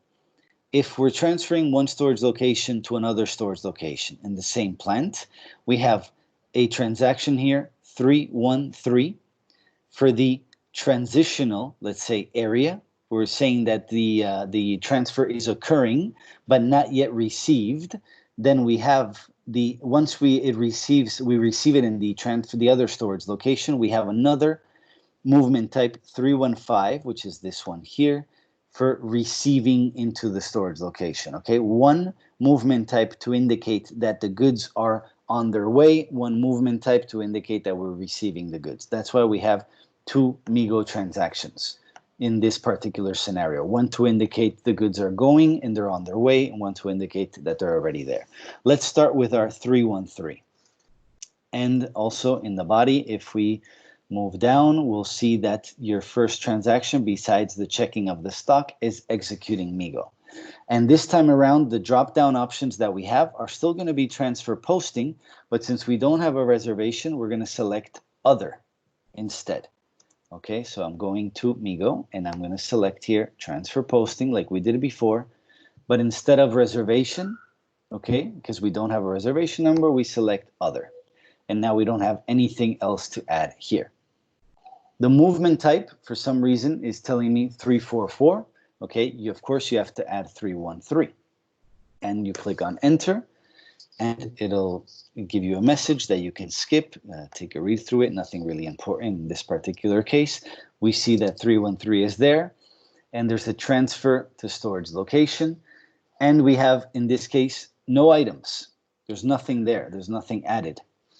So we're going to have to do this manually because nothing has been added from a reservation. Okay, we go back to our exercise, and it'll tell you here, enter the material. First material in page 1 of the exercise, which will be transferred. Okay, so now we have to go material by material and adding our information in every step of the way because we don't have a reservation, and that means that we have to manually do these transactions. Maybe I can just work with the paper and get it done quick so we see the process. Okay, I'm going to work with the paper only. Material. Whoops. Okay, not that material. Let's copy this one. See if this time around it's copied. And no, it doesn't want to. All right, so let's select it from here. I think it's this one, 581. Yes, right, 10581, 10581. Perfect. I'll click on enter, see what happens. Okay, it tells me right away it's paper. Very good. What else am I missing? My plant, CD10. I can manually add that one. Click on enter. It takes both plants and both source and destination, and then our storage locations, right? Same thing we did before, but now we're adding it manually. 1104 to 1103. We do that here, 1104, 1103. It's like, Brian? Mm-hmm. It's like we are doing MiGo and a reservation at the same time because we're manually inputting here inventory master data elements, right? So it's like embedded, no? It's a reservation embedded in a transfer posting within MiGo, no? Exactly. Kind of, right? Exactly, right? It's just, it's like doing the work. If you had a reservation, right now all the materials would be there. But if you're not, it's exactly what Daniel is saying. It's like doing the reservation one item at a time, but directly in MiGo. Just make sure that this time around you select the option other. You're with the correct movement type, 313, and just add the information manually. The problem here is that, of course, any mistake you make here, if, for example, you add the same storage location, right, or you make a mistake, these are all manual transactions that you're entering, so be careful on what you're adding to each specific place. Also, here you're going to have to be a little more careful as to what is added in the other tabs. Since we're only dealing with paper this time around, there's not much we have to worry about. We can just make sure that the quantity that we add is added here, right? For example, because nothing has been taken for granted. In MiGo, you're adding this the very first time around. The where transaction is there already. The partner, nothing to worry about here. Nothing on warehouse management. And there's no serialization or batching for this. So we basically, with paper, is quite a quick transaction. Make sure that you have your quantity added there. Let's go back to our body of the exercise and see what else it tells us to do. So in this case, it says, in order to indicate the details for the second material, we can click on the button for the next material. Let's see how that works. Okay, if we wanted to add new materials, if we have the option here for next item, we have our item here. Let's see if that's going to add a next item there. Okay, so if I click on the button, if you see here, I'm going to go back to my previous one. We see our paper. If I click on the next one, we have now another blank space to add a new item. So here's where we could add our vaccines or our computer if we wanted to. Okay, also one by one directly. Now I could, or just skip it. This all depends on you guys. I know there's 5 minutes left. I want to run through this transaction at least until our next MIGO portion, okay? Because that's the only thing that is different from this transaction versus the other one. And so maybe let's just stick to paper and run through it, okay? Instead of, let's say we're just transferring paper and we're not transferring anything else. The item here, check mark, is selected, and let's check and see if it's okay. Okay, we have a WBS element for this one. Okay, let's see why. Maybe because there's a project selected. Okay, yeah. All right, there was a queue selected here for the project. That should mean that now we should be fine. Okay. Okay, hope this is not going to kick me out. All right, perfect. So I clicked on check now that I removed the, if the WS element by any chance shows up, make sure that you don't have here under the section here for a specific stock. There was a queue there before. Make sure you get rid of that if that happens to you in your exercise. Okay, you just check. It says document is okay, and we post. Okay, for this particular item. So now we're going to have one material document, again from MIGO, that is the following at the bottom, 32548. Okay, just I'm taking note of it so I can go faster through the transaction. And what is our next step now that we've done our MIGO transaction? Well, there will be, again, as we're already familiar with, a transfer requirement using LB10. Okay, so again, we'll log in as the senior user, run LB10. We can even check the bins once again, but I think since I took note of the bins before, we should be okay with this specific one. So let's just go up to the top, run the transaction now as the warehouse senior user. Let's log out of this transaction, double click, and run this quickly here. Umoja 133. And let's do our LB10. Our warehouse, which one are we adding? Sending or receiving, right? Remember, we're still picking the goods, so we're always adding our sending warehouse. If we go back to our cover page, remember, for our source location, warehouse is E04. It's also in the body of the exercise. If we see here, there's more explanation as to what to do for every other material, serialization, batching, and so on. So even though I didn't do it in the exercise, it's in the body. So here you go. Now we're going to be displaying transfer requirements. Our warehouse is going to be E04 because it's the source location, warehouse senior user, LB10. So let's run that. Click on enter.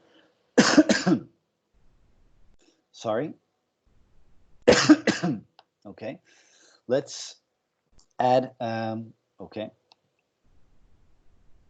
We have our, I think I skipped the transfer requirement here. Which one? I don't even realize the T-code that I added. Let me just go back and make sure that I'm adding the correct T-code here. Okay. And we should have our TR number. Now, I didn't look for it in MIGO, but it should be one of the last ones that I have. So remember quickly, if you guys don't remember what TR number it is because you forgot to take note of it in the MIGO transaction, there's always time to run back, run quickly your MIGO transaction, display your material document number. This is very useful for all of you, and say, okay, 491233 32548. And when you execute that, remember that under the warehouse management, you always have that information there, the warehouse and the TR number, okay, 3011. Let's go back to end our transaction here, and we have 3011, you see? So we can just double click on that. We view the transaction, we see that it's all okay, and what we would do as our next step is, again, as the inventory senior user that we already did the LB10, let's say we already checked the bins, okay, we can do the LT06 directly, okay, in order to create the transfer order. I think you guys are familiar with this so far, Let me know if I'm going too fast, but I think it's good enough. I just don't want to also spend too much time explaining something you guys are already becoming familiar with, LT06. We have our material number here. The document date is 2020, and the warehouse is E04 for the sending warehouse. We're running this. Yes? Brian, maybe we can confirm the TO as Nico is suggesting. Also, he suggested this morning, so just a reminder. Okay, so let's do it like that. Sure. So Nico, if you want to guide me through this one. So I'm gonna exit this screen that I'm on here. So the only thing I did right now, right, was to check using LB10. I displayed transfer requirements, right? And now you're gonna teach us how to do the work that is coming much faster, right? So for example, the work here that is coming for LT06, LT12. If you have both roles, right? Warehouse senior user and warehouse user, you can do this. Nico?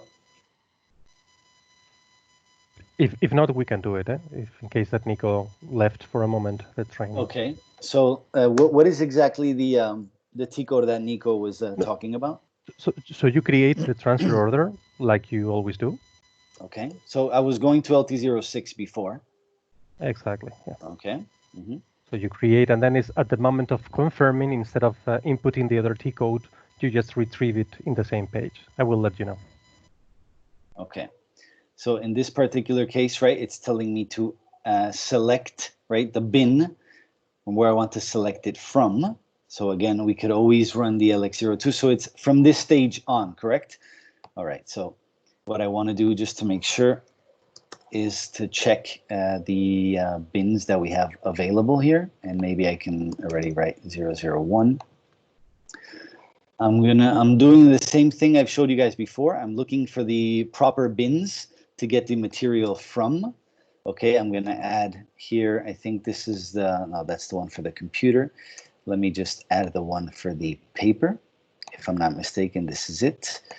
Okay, and now this, yes, paper. Okay, so what I'm looking for is the bins I want to get, right? I want to pick the paper from. So basically here, SHL, let's see if I don't have the Brian one either here, so I can just select this one here. 030303. I'm going to select that one.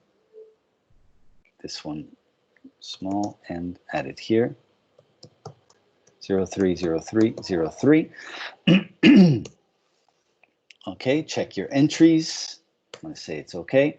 All right, so at this point, Daniel, we're still just saving. Yeah, you save and you create your okay. TO. Brian, yeah. And then from there, yeah, I was jumping into. I mean, it's too late. By the way, it's the screen when you are selecting the source bin. Mm-hmm. There is a box called confirm. If you check that box, the transfer order will be directly confirmed. Really, I'm not sure if it works for picking and for put away, but Nico tried and it said that it works. So, yeah, I was meaning that in order now we're in that page. No, in that page, in that view. Okay. I know we can do it in a following TOs because we're going to confirm plenty of them. But from now on, the 3417 TO is being created. If we just want to confirm right away, you can go to transfer order in the navigational menu, top navigational menu. Confirm. Yes. It's the time when you are creating the transfer order before posting, and before you come back at that view, there is, I mean, you have to tick the box confirm.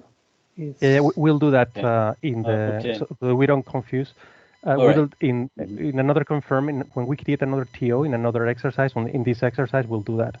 But I was meaning now that it's been created, when you just go transfer order confirm. Now we click on enter, I think. And then we can confirm internally. So basically, we're confirming without inputting the T code and then save it. Yeah. Just using and then the another options. even a faster way. It's what our colleagues are suggesting, but we can do it in another. Yeah, we can actually do it in the put away maybe to confirm it. Okay, perfect. So that means that we have performed these transactions here, right, without having to use the T codes. We just basically used the navigational menu, and we were able to not only create the TO, but confirm it, basically selecting the options in the navigational menu, which in a sense, it's less time consuming, definitely. It's easier too. And if you start becoming familiar with the system, that's probably the way you're going to do it. Because if Nico and Pietro are talking about it, that's probably the way it's done usually. Okay, very good. So the last bit would be now the inventory user from the receiving side, right? So we have to now use the Migo transaction based on what we're doing to receive the goods. So remember, we had two movement types to use, right? We had the 313 at the beginning of the transaction. And now we're going to go back to our Migo transaction and use 315, right, to receive it. So if we go back, let me just quickly make sure, inventory user, I'm going to log in as the inventory user here. Go back to Citrix.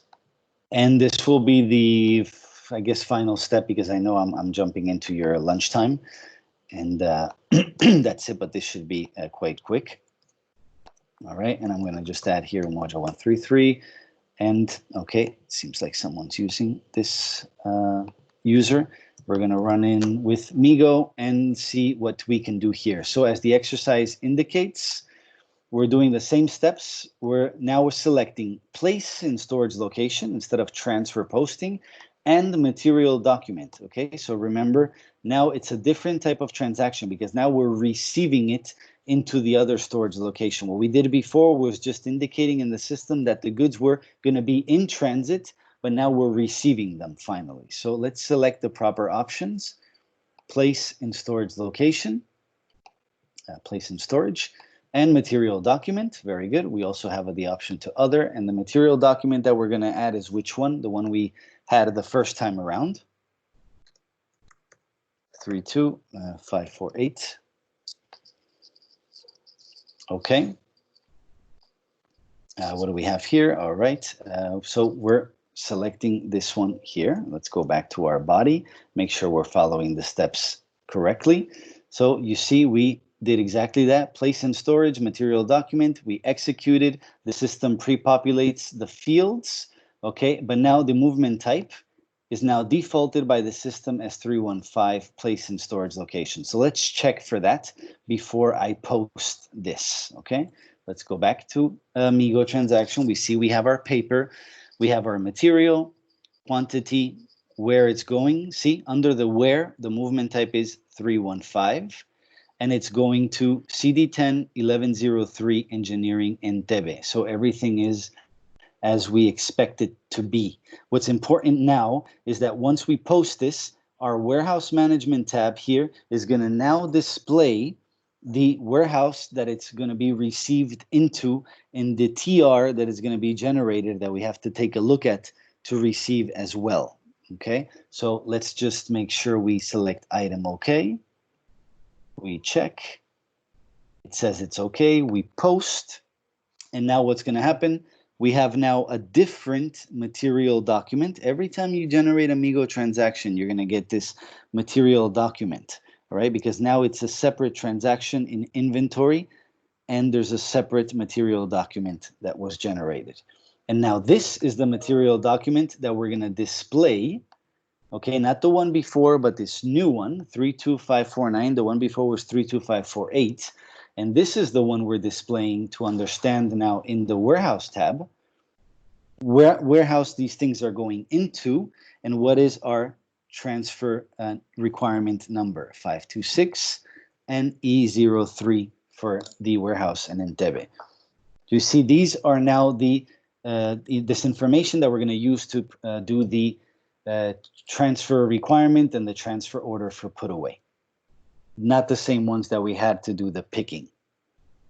Okay, are we all okay with that? Did we all understand the process? I know we're 10 minutes over our time. I can still do quickly the transfer requirement and transfer order if you guys want to. It's just going to take me maybe another 5 minutes, or we can stop here. No, go ahead and finish it at this stage if it's only 5 minutes. Yeah, it's not going to take long at all, okay? And especially also so we can show what Pietro was talking about quickly.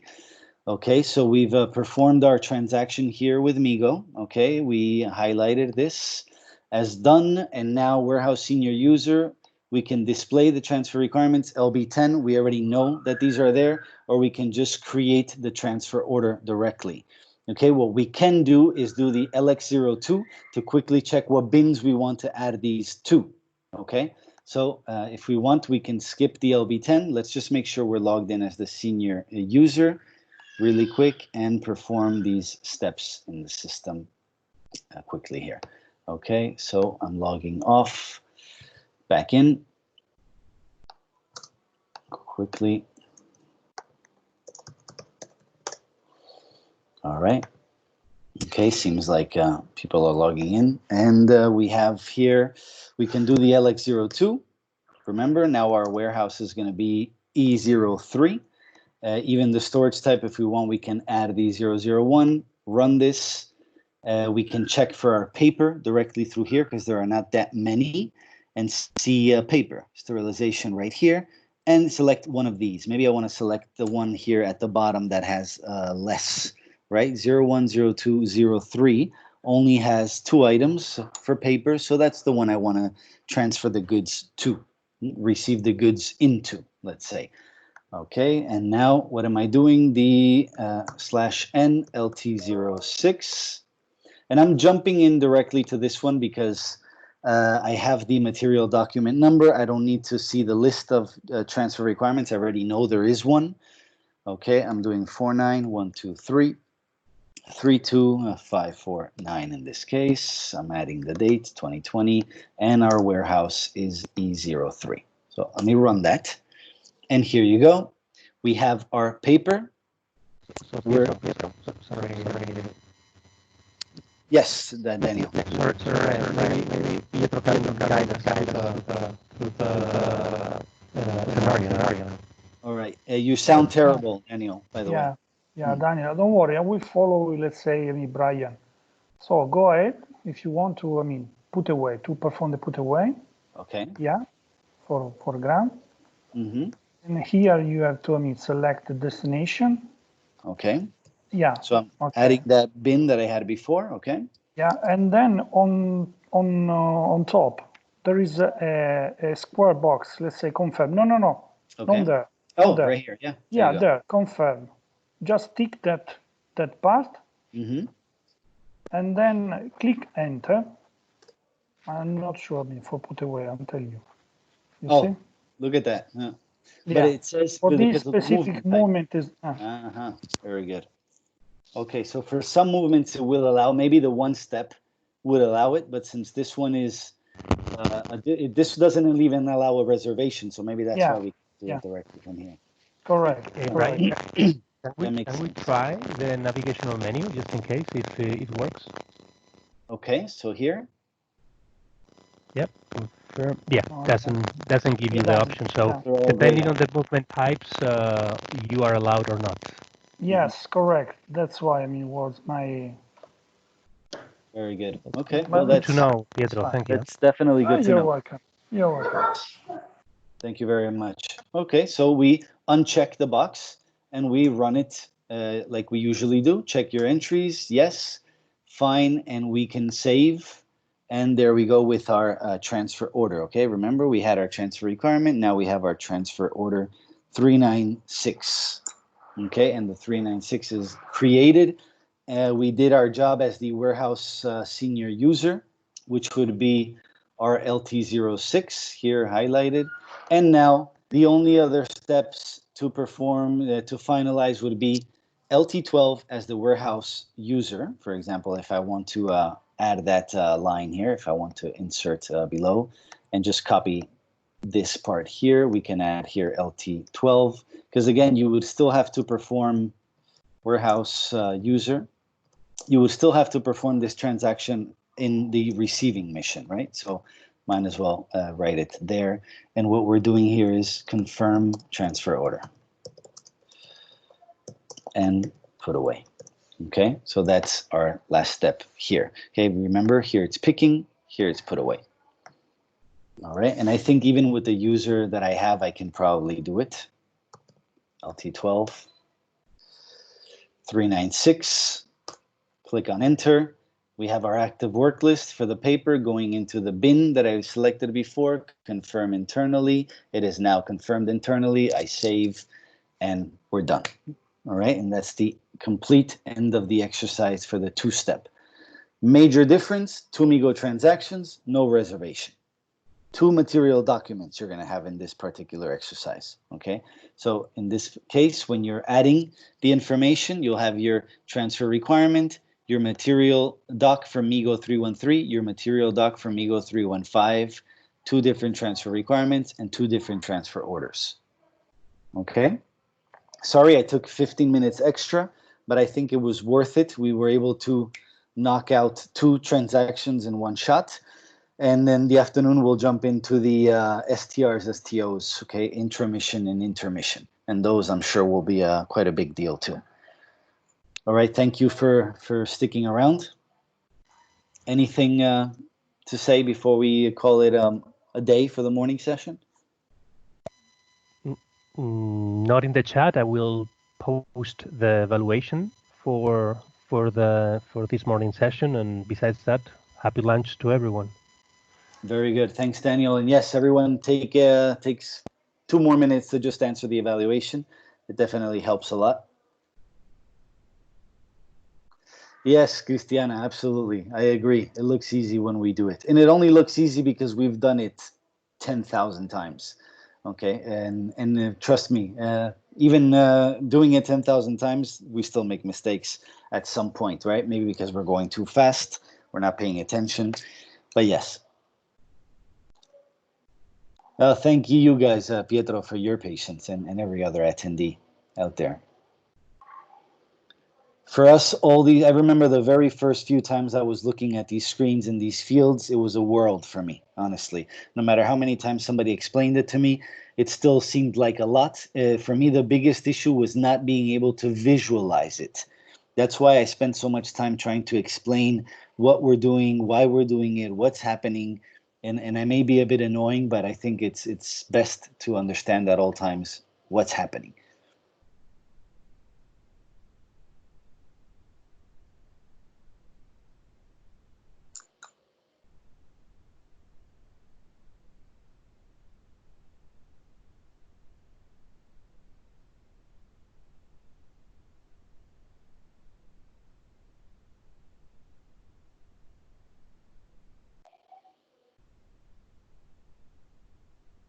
Okay, so I'm going to stop the recording.